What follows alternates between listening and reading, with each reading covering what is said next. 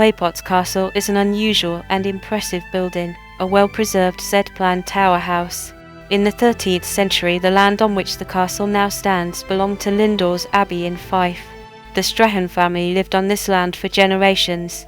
In exchange for their holding, the Strahans paid £13, 12 cockerels, and 4 jugs of wine to the abbey every year. They also had to pledge allegiance to the king and serve as cavalry in wartime. During the Protestant Reformation, Lindores Abbey closed, which meant that John Strahan became the owner of the land. Now that he owned land outright, Strahan became wealthy and built his new home, Claypots Castle, between 1569 and 1588, according to the dates carved on the towers. Although Claypots is tiny compared to most other castles of its type, there would have been gardens and probably a courtyard around the house, making the whole estate appear much grander. The Strahans moved out soon after John's death in 1593. Local laird William Graham of Balleny bought the estate, which was later sold to Sir William Graham of Claverhouse.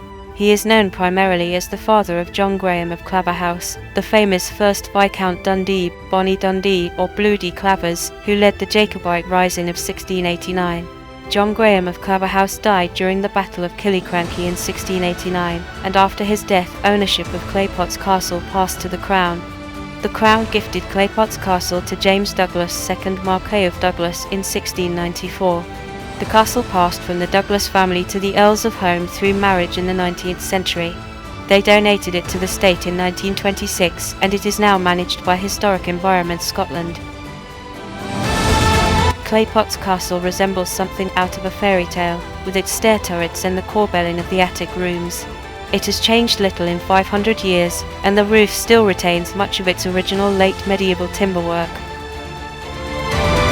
Claypots is said to be haunted by a white lady. One tale is that she is the ghost of Marian Ogilvie, mistress of Cardinal David Beaton, who was murdered in 1546.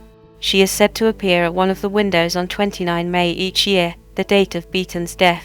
However, there was no castle here at that time, so she could never have lived here. Some say the building is haunted by John Graham of Claverhouse, Bonnie Dundee, although this is also unlikely, given that he apparently never visited the castle.